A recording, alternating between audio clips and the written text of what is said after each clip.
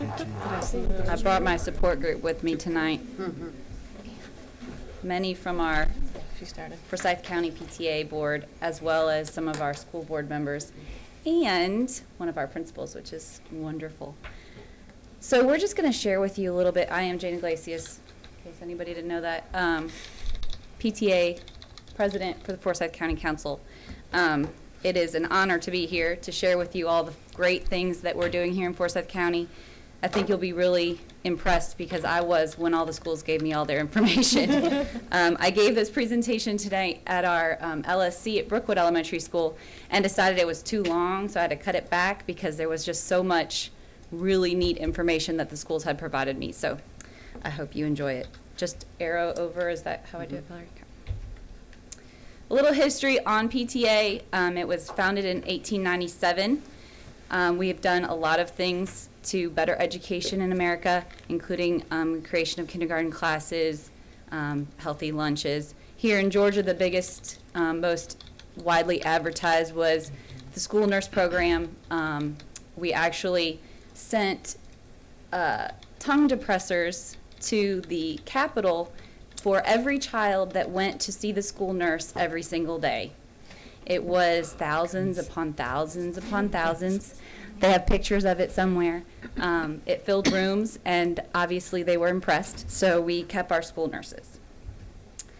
Things that you already know about PTA: we do parties, fundraising, fall festivals, bake sales, we have lots of volunteers, and of course we're all moms. In Forsyth County, we have done a little bit to change that. We've found some things that have been really important to our schools, to better education in our schools and to make the kids happier. One of them is our partnerships. This is a picture of Mashburn Elementary School as we chartered for them last year. One of the biggest things that we found is that the partnership between the principal and the PTA really make a difference in the success of the PTA. If you have a principal that's there, that wants to work with the PTA, and a PTA that wants to work with the principal, we find that they are highly, highly successful. So we're very proud that 15 of our 23 PTA schools, the principal attends all the board meetings, which is very impressive because it's usually once a month, typically during the day or in the afternoon. But some of our schools have board members that work, and so some of them are in the evenings. And it's really great to see that 15 of our 23 PTA schools, the principal's attending. 6 of the elementary schools and 1 middle school has achieved 100% staff membership, which is amazing. And we're really, really proud of that, because that means that they are really benefiting, and they know that they're benefiting from the PTA in the school. We have great BYOT partnerships.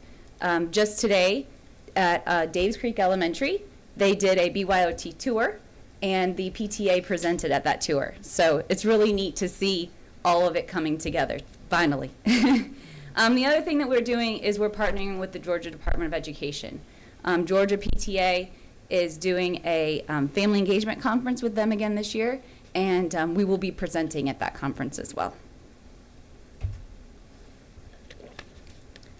Innovation. You guys have seen this all over the place in Forsyth County. 12 of our 17 elementary schools have a science lab. 3 years ago we had none, so that's pretty awesome.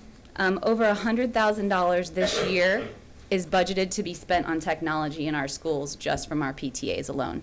So that's only 23 of our schools, so you can imagine the rest of them are also contributing. It's going to get a lot higher than that. The literacy programs have been enhanced through BYOT, through the PTAs, because they're so strongly enforcing them, and they have really taught the parents how they can be utilized. We find that some of the parents don't really understand how the kids can use BYOT and the things that they're doing at home. And so if we educate them as to what apps to use, how to use the restrictions and all that kind of stuff, it really helps to bring the parents and the students together to use BYOT more. Outdoor classrooms have really changed. The way that they look has really changed. They went from benches and tables to now, as you know, the Sharon Diggs. It's really impressive. We have grown to use Facebook and websites as a way to communicate with our parents, because we know that that is going to help with the connections that we make at the school. And so we use Facebook and our websites to gain information, to answer questions, and to make sure that the parents feel connected, because even if they can't attend a PTA meeting or they can't come to one of the committees, they can at least get the information easily at their own pace. Over $10,000 this year will be going to the counseling programs to support the anti-bullying program, which we think is really important because we see that as a problem in our schools. And it hasn't been something that PTAs in the past have really supported. And we found that more and more year after year, more money is going to those programs.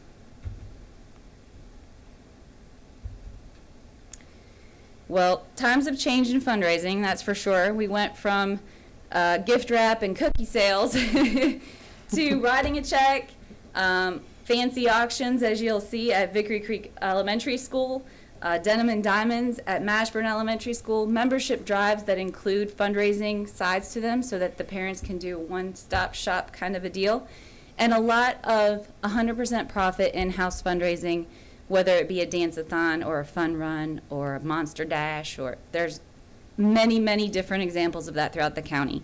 The auction at Vickery Creek was very neat because they did artwork from each of their homerooms, and they auctioned it off, so the parents were fighting over it, which was great, raised a lot of money.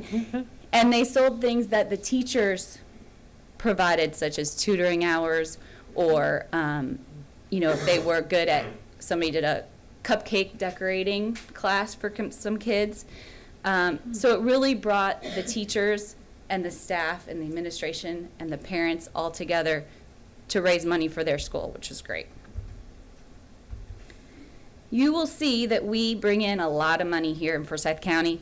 $1.7 million comes through our PTA schools. This is from last year based on our audits. And so this is actual money that came through. It includes 16 elementary schools and 5 middle schools. So there's 2 of our new PTAs that haven't been included in this. Mashburn is not included in this, and Little Mill Middle School is not included. So that does not include in kind? That's actual money? This is all money. Wow.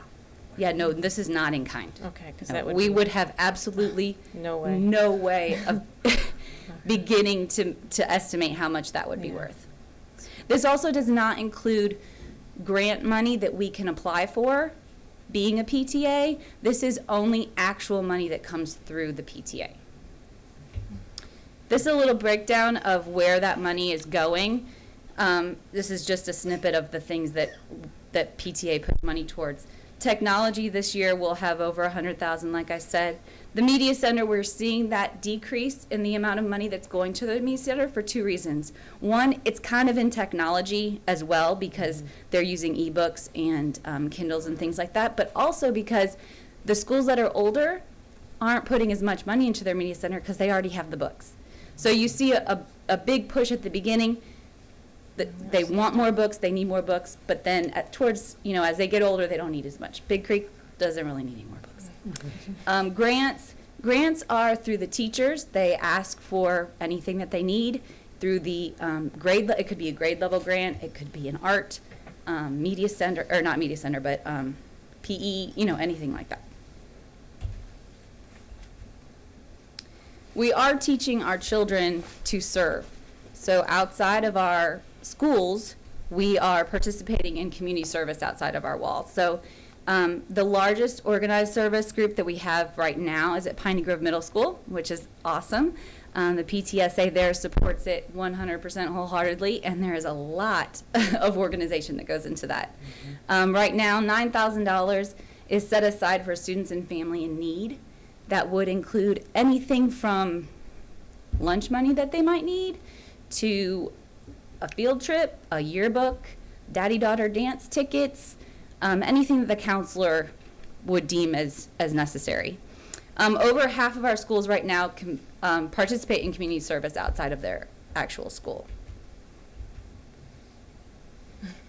We are so proud of all of our men. Look at that handsome man. One of those I know.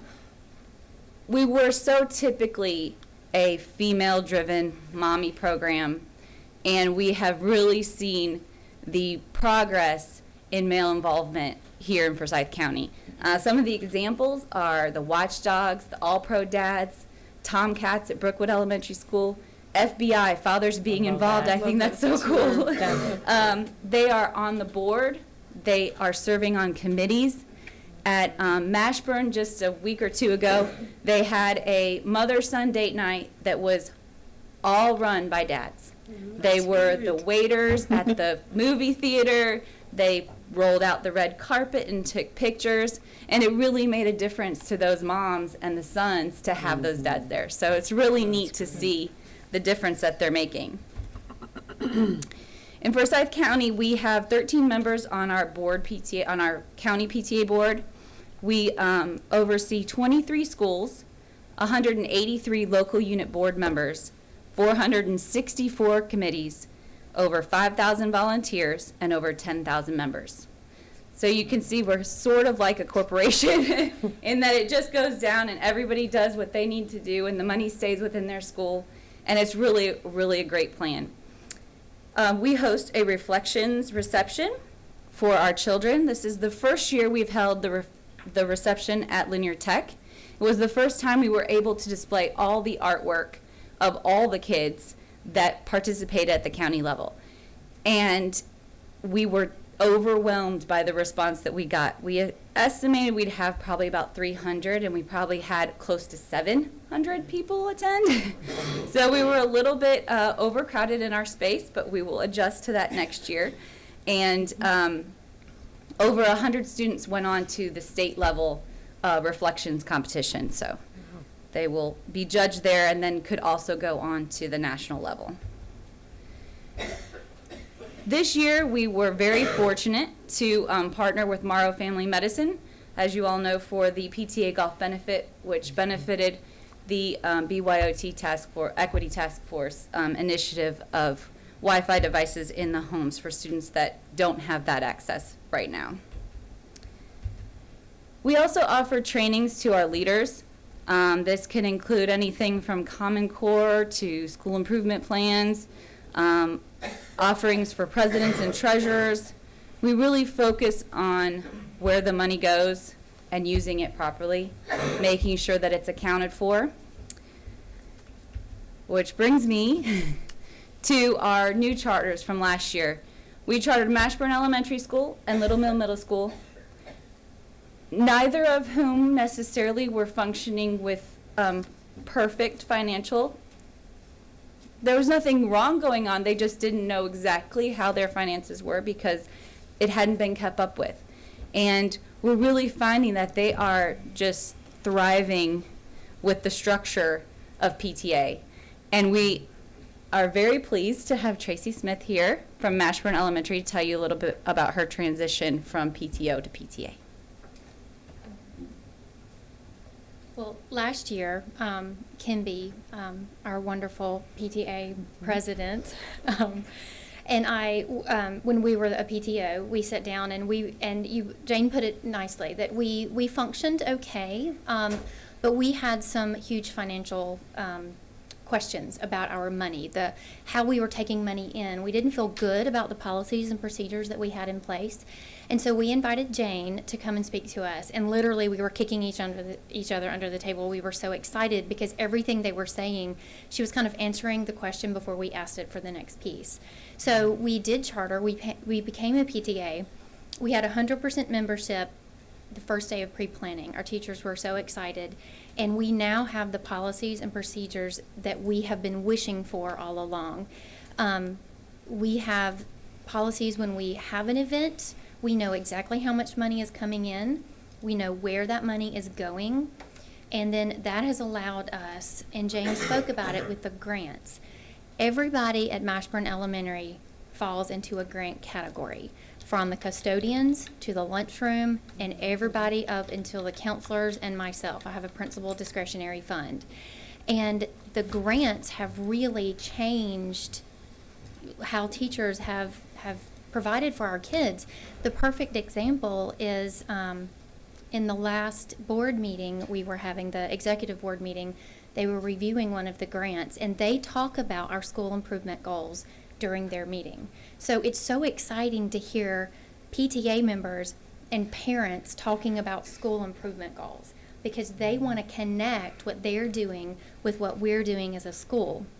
So we had a first grade teacher who was asking for some supplies to do a service project, which is in cultivating the parent, teacher, and child portion of our school improvement plan.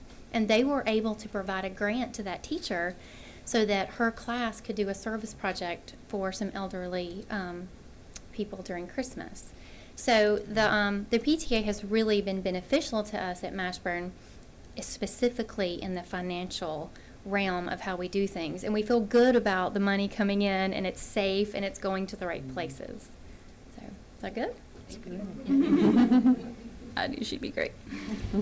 Anybody have any questions? Yeah. Are you finished? Yeah. I would like everybody to introduce themselves and say what they do today on the Yeah. board. Please. And what school they're from. I'm Kim. Come to the microphone though, because so everybody I'm can hear. Kimby Grovajon, and I'm the president of the PTA at Mashburn Elementary. Okay. Tracy Smith, Mashburn Elementary.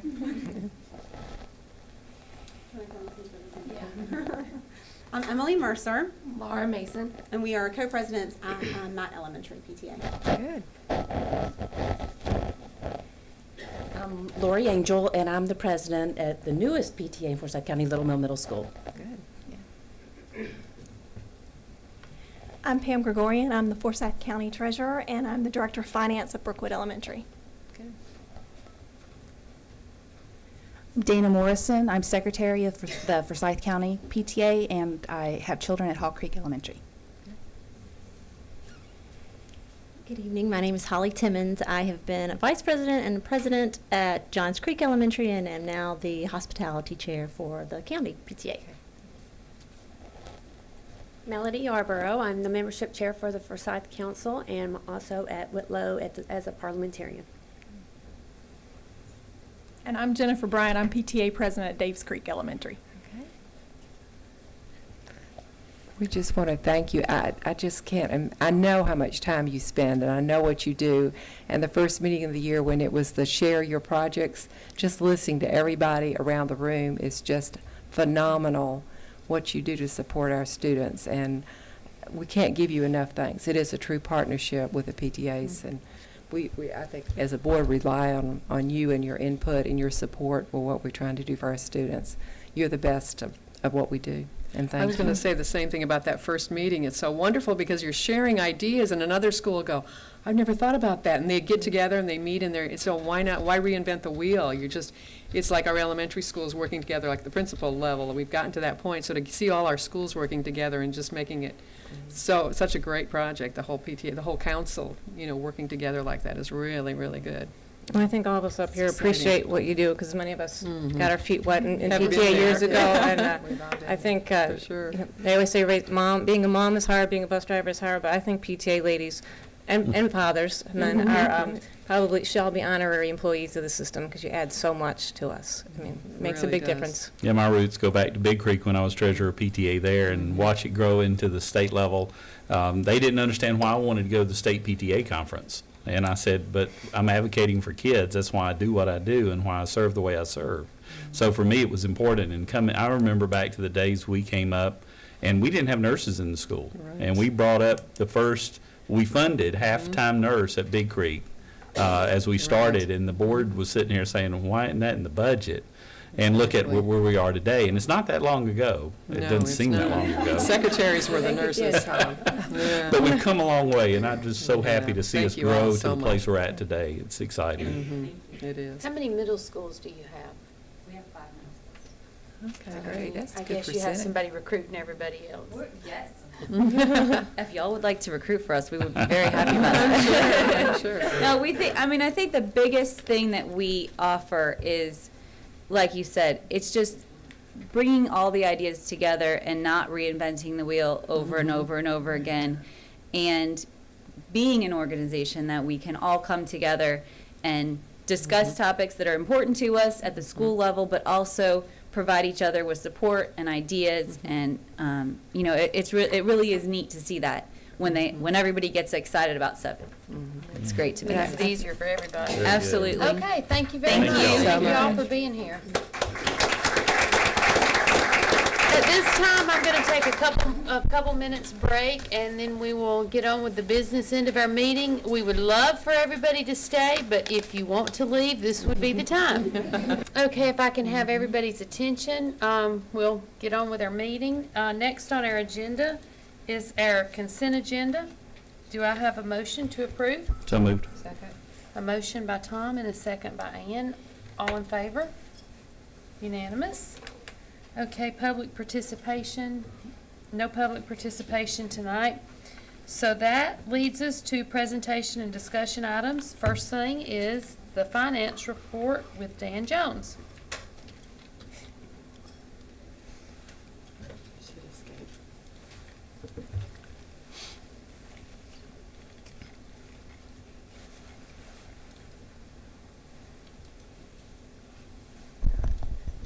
Okay, we have the financial report for the month ending October 2013. We started the month with $26,725,000. Our revenue for the month was $37,940,000, giving us almost $65 million available.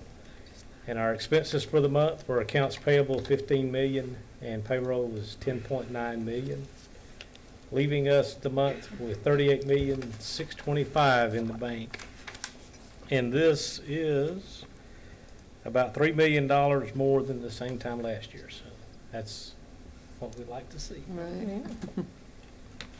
Budget comparison, you can see revenues were about 31%. And expenses overall were about 34%. So everything's right in line with where it should be. And tax money is starting to pick up and come in. We got a good bit just today. You can see that ad valorem we're about 31% already. The same thing with real estate transfer. So when those two are neck and neck, that's a good sign. Right. Excuse me. A list of all the checks that were written for the month.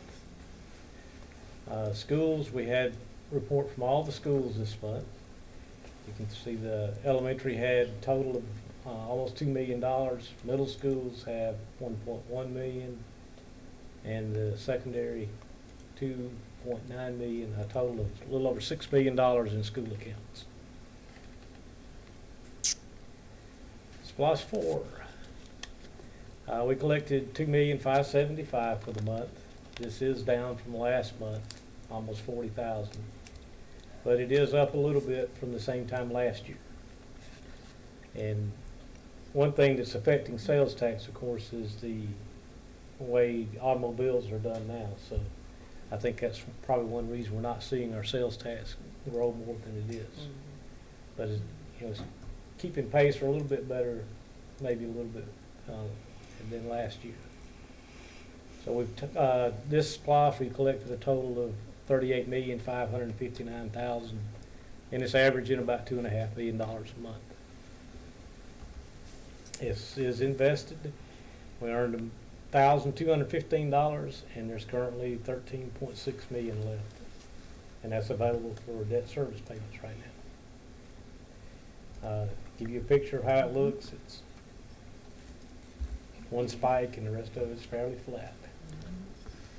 We still have the 2007 bond money that we've got obligated for elementary 14, $789 in interest, and there's 7.2, almost 7.3 million there. A little bit of 05 bond, there's $345 in interest, and 3.1 million there. Capital projects, you can see that all our money again is reserved for elementary 14. So we made application for the state money, and once all that gets done, we'll have our local dollars. Debt service, there's a total of, between the SPLOST account and the checking account, there's $24,654,000 available. And the next 2 months, end of this month in December, there's about $2 million I have to pay out. So that is the financial report. Are there any questions I can answer? It's looking better. Thank you. Okay. Next, we have action items, and I believe that you are first on that. Area 2, the 2014 bond referendum date. Yeah, we've been working on putting together the bond projects. The committees we've met several times and getting close to having a project list that we'll bring to you in January. One of the things that we need to do is set the date for the referendum.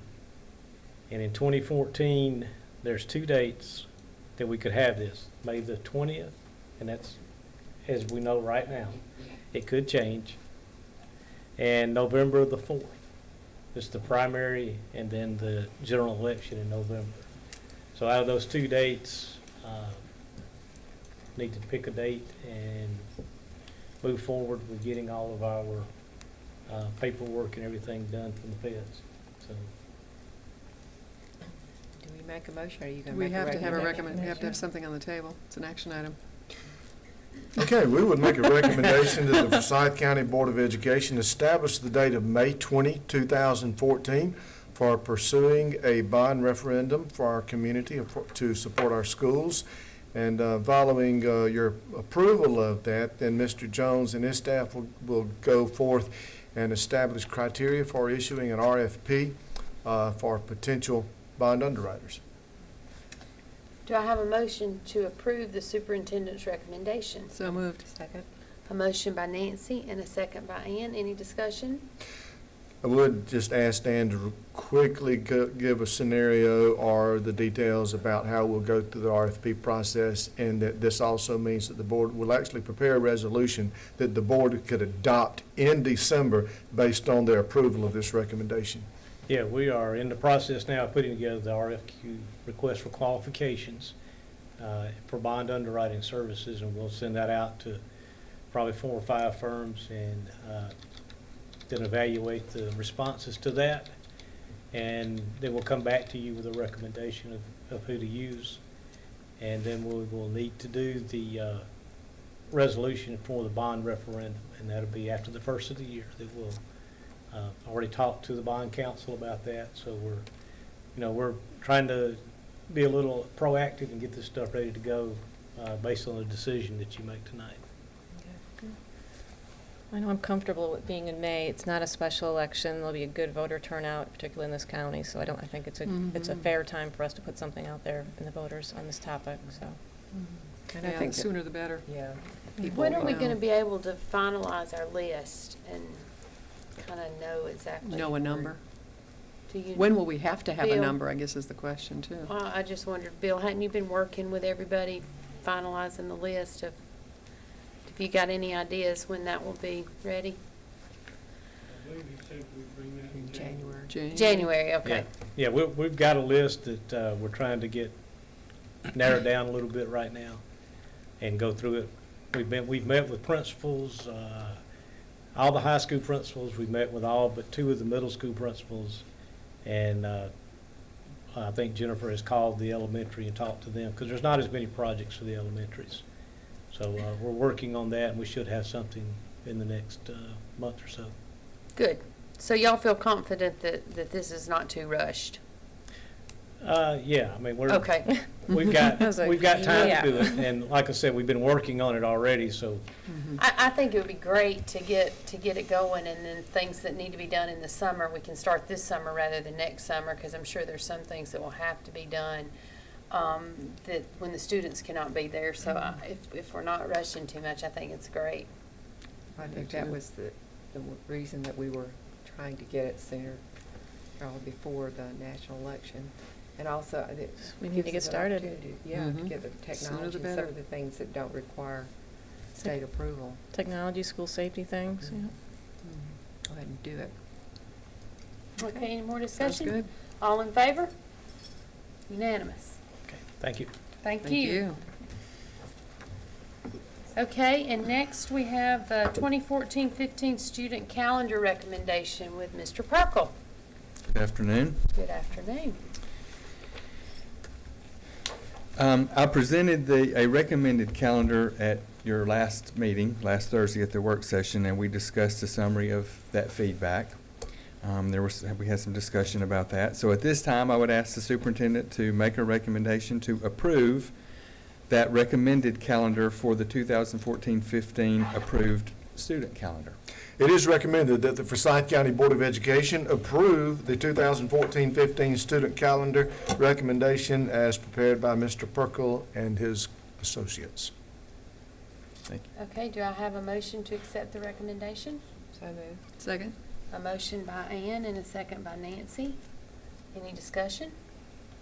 No, I just want to give the staff a lot of credit. I know you worked on this and did take some comments from people and recommendations and changes, but more so that you were able to add back in 3 days painlessly, because we're really not losing our full Thanksgiving. We're still getting plenty of Christmas time and the spring break, and a little bit of a fall break there too. So I think this is the best option that fits what most people want. So, and it's consistent with previous years, which I think that consistency helps as well.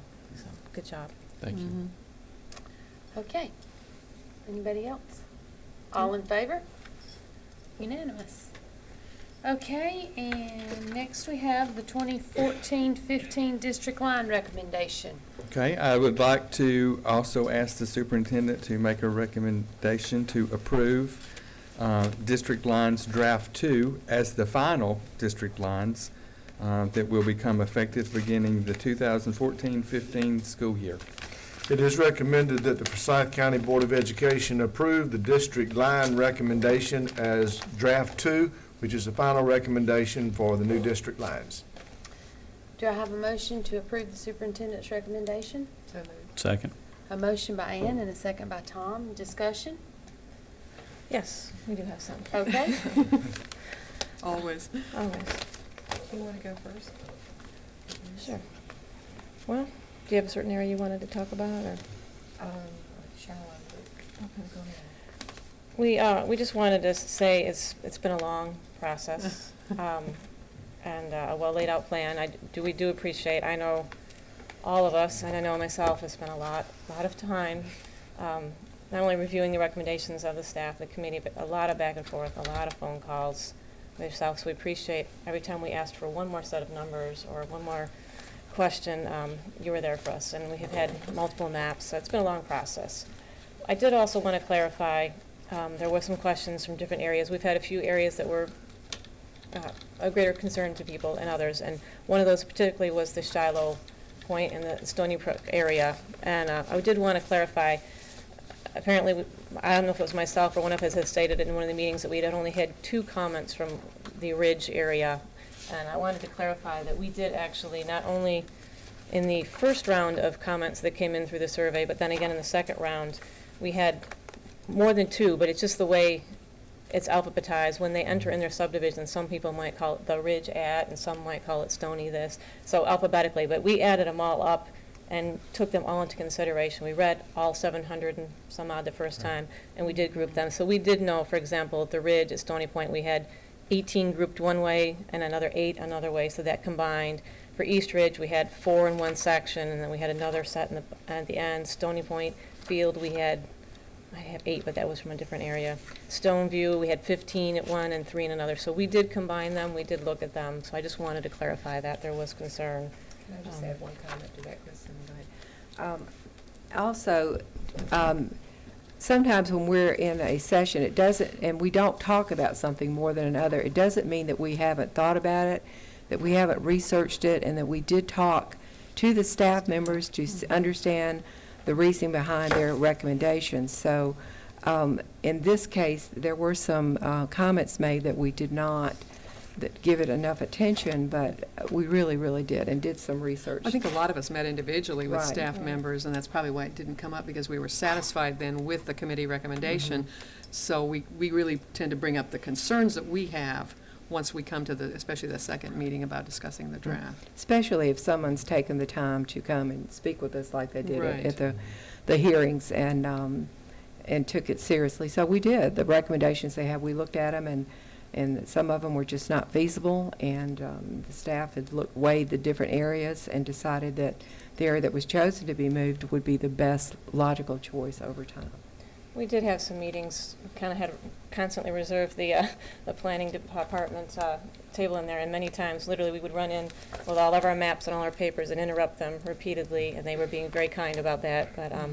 But I do want to say, it does weigh heavy if we have 20 or 30 people respond, but honestly, I'd like to think, and I'm pretty sure, even if no one raised a concern about a subdivision or area, we look at each and every one, because that is our job. So it doesn't have to have 20 responses, pro or con, for us to look at it carefully. So it does bring it more to our attention, but we look at everything. So do want to say that as well. One other thing with the Shiloh area, we understand the concern. Having had the PTA presentation tonight really did highlight how much the parent involvement and how much people are dedicated to their schools, and we do appreciate that. And that is a hard thing to move someone out of their home school. In any redistricting, we try to minimize double moves as much as possible, and as in this case, there are some subdivisions that did not want to go from one school to the next, and it was nothing about the school they were going to, they just did not want to go, understandably. But it was a matter of, we know we're going to be going through this again in the future, and if down the road we were fairly sure they were going to be in that school anyway, it was why delay the inevitable? They need to be there in a couple of years. You might as well do it now. And the numbers are needed now, especially for midway relief. There is still overcapacity by And the townhouses are being 125. built. Yeah, I think real Mr. close. Amerson told me today that their growth rate is, I think, 5 to 6% per year. So even, and that's with all these new subdivisions that are currently literally breaking ground. So Midway, Dave's Creek, River Watch, they just had to have relief now.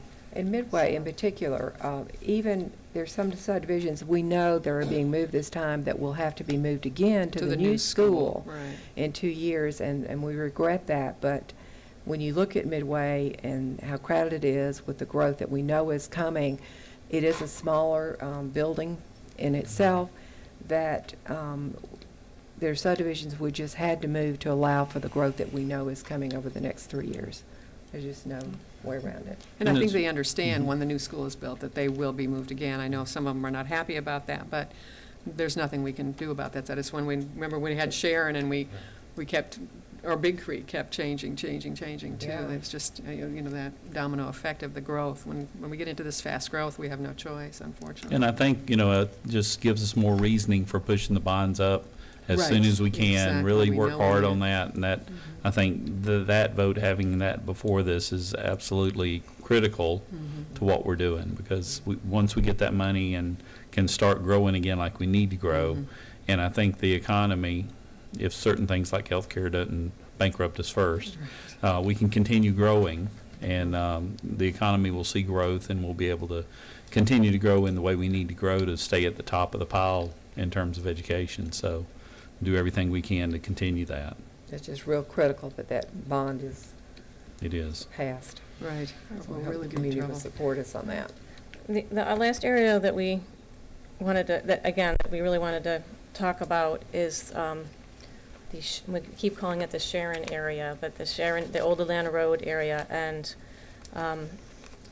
earlier on in the discussion, several of the subdivisions grouped together and offered up an alternative, which we do appreciate. When they don't want to move, if they give us an alternative, it is very helpful. They did offer up an option of grouping several together and moving them instead of a newer subdivision, since they had the history. And I know that tugged on a lot of our heartstrings. In the end, in looking at it, taking them as a large group compared to the other subdivision, it was really hard. The new subdivision, which we refer to as East James Creek, it is half a mile from Days Creek Elementary. Sidewalks all the way. Sidewalks there. And it's really hard to redistrict somebody out when they are that close to the school. So it was a great option to look at, but feasibility and functionality just was not an equal swap in our minds. So we kind of had looked at that as a group for quite a while, and then we struggled with it. And then one of the subdivisions, the closest one of the original ones, as we'll call it, Ivy Falls, came back to us and said, "Hey, what about us alone? We're the closest one there." And in hindsight, I wish we kind of thought of that as a separate area, which we usually do. When you look at redistricting, you look at where the school is. There's several factors, but distance is obviously a big factor. If you look at Ivy Falls, it is the closest subdivision. It's on the edge. It is literally 1.1 miles from Dave's Creek Elementary versus, for example, the East James Creek, which starts at 0.7 miles and goes up to about 1.5 miles.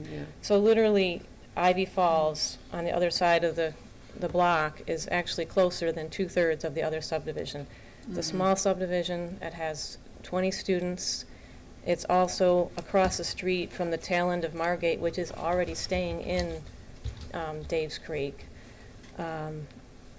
We would have liked to keep more schools in there, more subdivisions in there, of course, but Dave's Creek really needed relief. This one's the closest, is the oldest, it has a very small number.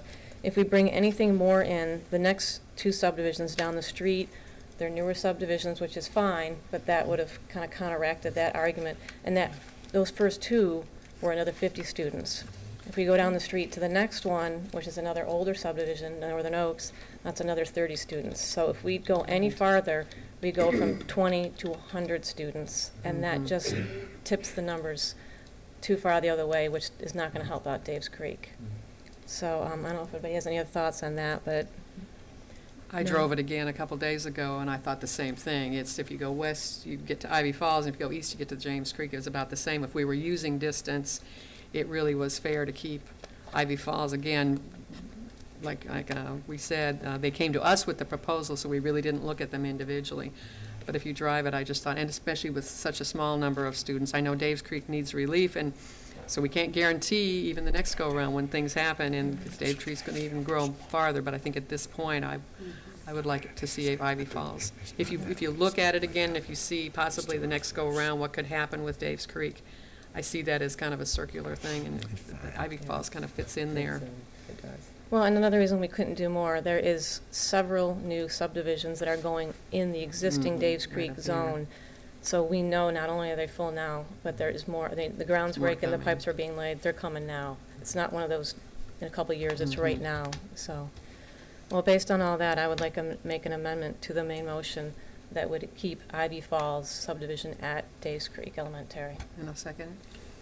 Okay, I have a motion and a second. Do we have any discussion on the amendment? Any more discussion? No, just clarification, I think, more anything. We did say elementary, so it's elementary draft that we're doing this on, so. Right. Yes. Right. Into Dave's Has no Creek. effect on the middle school. Yes, good point.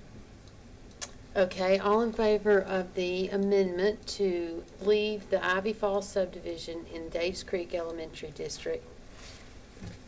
Okay, unanimous. Okay, now is there any more discussion on the main motion before we vote? I would just like to say to the parents that it's a long process. There's a lot of factors that go into it.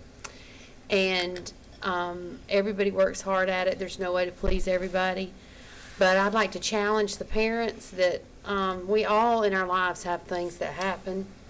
And I hope that they will embrace this and go to their new school and teach their child.